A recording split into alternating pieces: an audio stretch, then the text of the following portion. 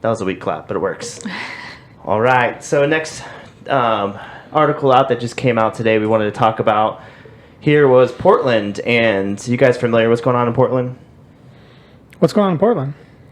Apparently 50-some now days of protest / rioting. Rioting. Chaz looting. was up north, but didn't come down as far as Portland. But here's the crazy thing. What people are freaking out. I didn't know anything about this until Friday night, actually, when I was talking to some friends. They're like, oh, did you see what Trump did? They're kidnapping people and they're throwing them in minivans. And I'm like, what? That doesn't sound right. I mean, okay. And so I was like, well, I can't talk on it because I need to read it. And so there's an article from Politico. Police call Portland protest a riot. So there's different between, in my opinion, and I don't know if you guys share the same opinion on protests that are peaceful and rioting. I don't care if you block a highway. I don't care. Know that you're going to get arrested because you're blocking a highway and that's illegal. But if you want to go out there and block a highway, just don't fight when you get arrested. You're doing something illegal. You made your point. I'm okay with that. It's fine with me. What do you feel about that? About blocking? Well, it just makes me think of that. It just makes me think about that scenario where that guy, what was it, a couple weeks ago? A guy somehow got on a highway that was supposed to be closed down, but they were still protesting on a closed highway, and he ends up hitting this protester, right? Who's out there for Black Lives Matter, right? I think it was a Black Lives Matter protest anyway. And the person who hit and killed her accidentally is a black guy. And now they're trying to get him, I think, on, I can't remember what, I'm not sure if it's probably not murder one. It's probably some kind of vehicular manslaughter or something. Mm-hmm. But, I mean, it's just like you're protesting on and even if it's supposed to be closed down, you're on the highway. And if somehow like, I think he like did a U-turn, somehow he got on there. I don't know how he got on there, but, and then he ended up striking and killing someone accidentally. It's like, what the hell are you doing on the highway? I'm fine with you doing it, but understand you could die. There's risks associated with being on the highway. Absolutely. And I wouldn't, and seeing some of these truckers, because I think there's that famous, is it the Rodney King riots where that trucker was pulled out and beat to death? Mm-hmm.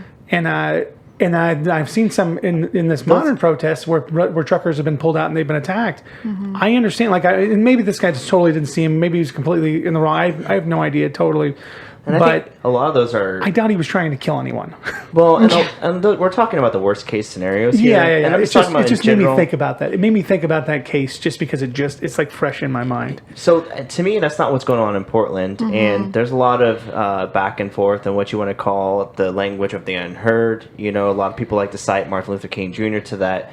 And but when you're burning stuff down and you're destroying private property, you're seizing other people's property, that's where I take issue with it. Yeah. And so what's coming out of Portland right now is that police officers are going in undercover, like they normally do. What's undercover? Well, they're in unmarked cars. But they've got like garb on. They've got military garb on, which I take a big issue with. I am a big fan of, this is more my progressive side coming out, or my center left leaning side coming out. I do believe in the demilitarization of our police department, and I don't like the fact that they're wearing camo. I don't understand that. These aren't feds. Well, isn't that a uniform? Okay, they're still police. I just want to make sure they're still police. Okay, I just want to be sure. They're federal police. Okay. Isn't that their uniform though? No, I don't. Well, I mean that might be their uniform, but I don't think it should be. Is what I'm saying. If you're going to be even if you're with the federal department, like FBI, they don't wear camo. I mean, they do if they're doing like raids, they'll dress up as military, but I'm against that. Just for the fact being is that I think to move things forward, you don't want the people that are interacting with the civilians to be like a militarized zone. I don't think it creates good attention, especially when you're dressed in military gear in an unmarked car and you're grabbing people and throwing them in the back of a van. But to be clear, and I have my degree in criminology, so I know a little bit about this. Police use unmarked vehicles on the daily. You drive past more than you probably recognize, and it's easier to arrest somebody because they're not just arresting random people. They're arresting known people that they have on videotape that are vandalizing. They are waiting till they're out of the crowd so they don't unintentionally harm other people, and then they're grabbing them. So the due process is still going to be there. They're still going to be Mirandized. They're still going to have their day in court. They're still going to be instant proven guilty, and then they may even be detaining them. Most people don't know this. Habeas corpus doesn't really exist anymore. The Patriot Act has gotten rid of habeas corpus, and once Trump deemed Antifa as a terrorist organization, your habeas corpus rights don't exist. Remind me what that is again. Yeah, so habeas corpus is the basic understanding to know why you're being detained. They cannot just pull you off the street and not tell you exactly why you're being detained. They have to explain it to you. Detained or arrested? Is that the same thing? Put in a hole in the rock yeah, for eternity. Okay. You know, that is the initial writ of habeas corpus. One of the founding things our fathers really wanted to take and carry on, and it's kind of what they built America off of. It gets away from King's law and authoritative leaders, you know, just kind of squashing stuff like Stalin did in World War II. It really gets away from those things. So, I mean, I understand what they're trying to accomplish by arresting these individuals. But the article, this specific article from Politico is Police Call Portland Protest a Riot. And the main reason is protesters broke into a building, set it on fire, and started dumpster fires late Saturday night in Oregon's largest city. Police said as demonstrations that had been taking place since the death of George Floyd intensified on another night in Portland. So we're talking months now of protest. What do you guys think about that? Almost 2 months. Yeah. Well, I mean, the whole Portland's an interesting place anyway, because, you know, there was some years ago, because it's been like an Antifa hotbed, you know, for years. Because remember that whole Antifa Proud Boys fight was there, wasn't it? Or at least one of them was there, or maybe Patriot Prayer. It was one or the other. But Antifa, you know, there are a lot of, I've been to Portland, you know, it looks real nice. There's Maybe not anymore. For some reason, there are a lot of angry, entitled white kids. I mean, I'm not sure what they're all doing, but apparently they're pretty pissed off. I just what I have a hard time taking a stance on is I don't know who these people were yet, because I don't think names are released, right? Some people have already been released. I don't know the specific names. Okay. But people that have been picked up have been released. Some people have been released already. Others have not. But they have you on video. So is this going to be they're linked? not random. They're not random grabbing bags. Yeah. Is this going to be linked to Trump's? Because he had that executive order on the federal monuments, right? And I know they were going to arrest people about the federal monuments. So I wonder. I don't think so. I don't think it's that. You don't think it has to do with that? So a lot of it my has other to do guess with would be the police building being torched and them throwing rocks and bricks on video at that specific time. This really has to link to Oregon and Trump sending them in, kind of like the Legend case that's going on in Kansas right now, where the feds are coming in to look at the homicide rate in Kansas City because it's skyrocketed. Yeah. I think it's over 40% up. And a 4-year-old boy was killed. His name was Legend. And so Trump named the act Legend, or the task force Legend. And so they're coming in here to Kansas City to try to get a control on the crime rate, or the murder rate. Something similar to that. I don't think it's specifically targeted at people they know have defaced statues per se, but the acts that they were carrying out in the short period that they've gone in. Like, they have these people on video. So that's how they know who to grab. They're not just grabbing people like dispersing from a riot. They're grabbing specific people. Yeah. I'm not, you know, without going through like case by case, I'm not sure what I think about it. You know, because obviously I'm more, you know, of an anti-federalist. So I'd rather states kind of take care of their own problems. But some states won't protect their own people. Like the same thing within Portland, because I guess that Chaz thing wasn't in Portland, was it? That was Washington. That was in Washington. Yeah, stayed up. Seattle. Very similar close. areas. A Very little similar areas. The whole Chaz chop phenomenon. And it's easy, but this is what's dangerous. It's easy to correlate the two because of what's going on. Yeah, because it seems awfully similar. So I kind of get why I get why the feds would want to overstep, the states' rights. I get it. Obviously, I'd rather the states take care of it themselves. But some of the states, man, they're just letting whatever happen. And some of the local leaders are cheering on some of the protests. It's so bizarre, and they go and burn stuff down, and it's just like, oh well, we're on your side. I don't get it. The ongoing destruction of the town like that. If it was happening here, I would not be very happy about it.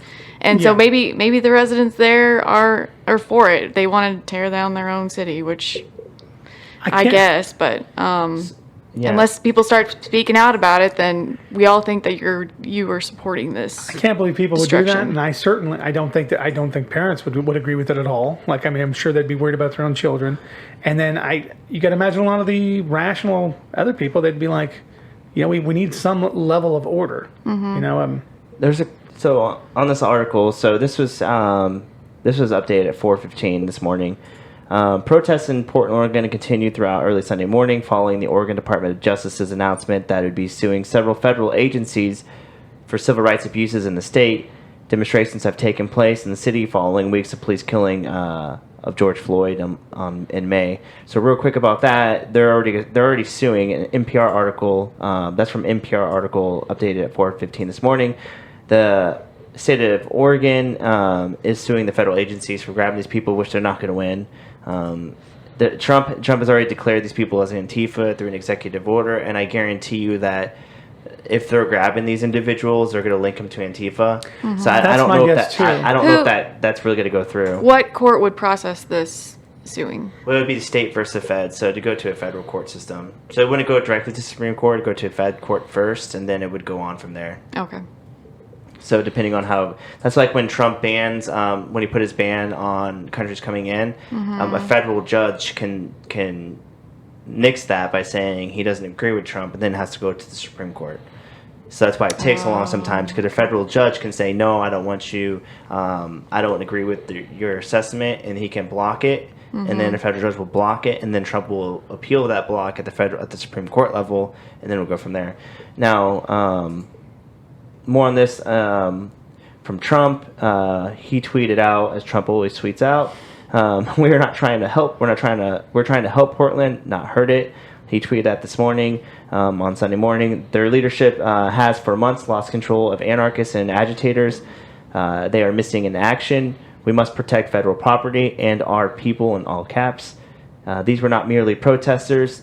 These are the real deal. So I don't know what information Trump has, because I know he doesn't like to read. But I'm assuming there's some information beyond what we all know. Before the aggressive language and the action of the federal officials, the unrest had frustrated Mayor Ted Wheeler and local authorities, who had said small cadre of violent activists were drowning out the message of peaceful protesters in the city. But Wheeler, who's mayor of Portland, said the federal presence in the city is now exacerbating the tense situation and told them to depart. Keep your troops in your own buildings or leave our city, Wheeler said on Friday. Do you think that the presence of them is escalating it, or do you think it was already escalated and then? I think they've been escalated. If the rioting, so this is why we got to distinguish a protest versus a riot, and I think that Wheeler's right when he says that there are agitators out there. There's been reports of people bringing in pallets of bricks and setting them in there. And that could be on. And I'm not saying it could be. I hate the term white supremacist. I can't stand that term. It's being overused now. Well, it's just a broad brush when you say, oh, it's white supremacists tearing down statues, or it's white supremacists agitating them. I'm like, it doesn't matter. It's there. You got to call if everyone was on the same page of what violence is, and that you're defacing property, and that you're defacing, and that you're not doing through a democratic process like we have. I take issue with that, and so that's been going on for 2 months, and I think Trump has gotten so much backlash against not standing up. What happened in Seattle, Chas Chop. So Chas Chop, he didn't do anything, which, a dictator would have squashed that right away. We'll say that. I mean, Stalin would not have accepted that. I mean, guy killed 25 million people just by famines. Like, you think a dictator would stand for that? I do take issue with people saying that, because you talk about exacerbating issues and getting rid of, undermining the BLM movement or any of those other movements. That's doing itself. And so it's just you gotta take the political address away from it. So my main thought on that is, I think there are definitely agitators there, and they know who they are, and so Trump decided to act on it. I don't think they don't know who these people. I don't think they're grabbing random people. I think there's I think you'll find that out once the court proceedings start to go down, because now that they're suing the federal agencies, I think you'll start to see them back it up with evidence. And if not, then I think that they should leave if they don't have evidence, and they should not be grabbing people without due process and all that other stuff. But police can detain you. An officer can take you out of your car. An officer can detain you. They have every ability to do that and every right to do that. They can detain you for 24 hours. That's not... And not tell you anything. Yeah. That's why am I free to go, or are you detaining me? You know what I mean? You can still get a lawyer and stuff, but they can detain you. So let's not act like this isn't something that they're not going to lose. This is more a political stunt, in my opinion. Mm-hmm. What do you think? That's interesting. A political stunt instead of... I think it's a political stunt on both sides. I mean, it is November 2020. Yeah. So what do you think, Andy? What do you think about police grabbing or federal police going into a local state and grabbing people? What are your thoughts on that? Well, supposedly they're doing it because the federal areas or buildings are being burnt down or vandalized and whatever. I mean, if it's for that reason, I can understand where they're coming from. I think it could be a reasonable approach because they're trying to do it, I mean, kind of sneakily, and not trying to agitate anybody else. Because if they were out there, like we've seen in the police videos or like protest rioting videos before, there's obviously escalation there. So there's no escalation here. I mean, I think it's a reasonable approach. The best, I don't know. The worst, probably not. Do you think they should at least post videos of where they're taking the people?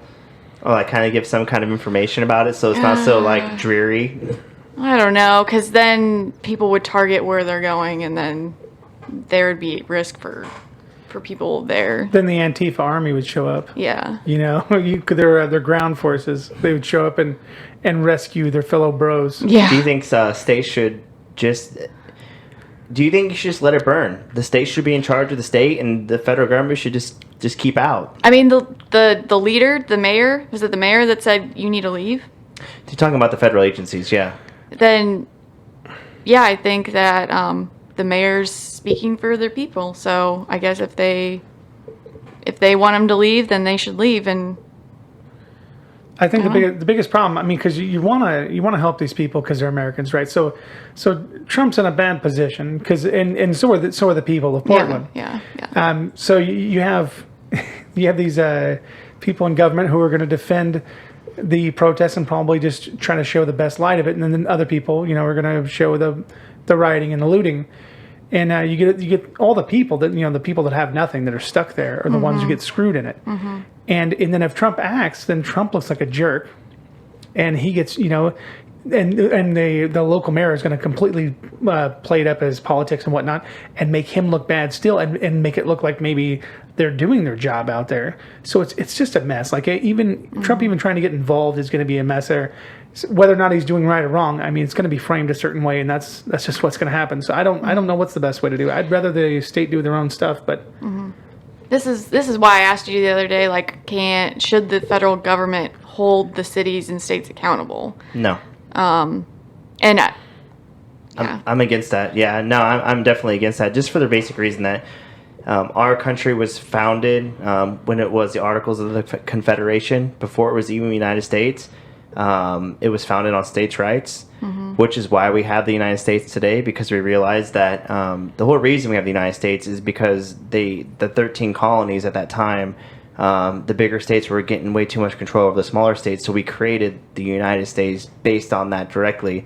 And with the states' rights being most prominent, I'm for states handling their own situations. Now, there's obviously areas where federal government's going to have to step in, especially when you've got a populace that's holding Trump accountable for not stepping in because the way the media is portraying it, and the way the media is carrying it out. And this is my problem with mainstream media not getting the message across.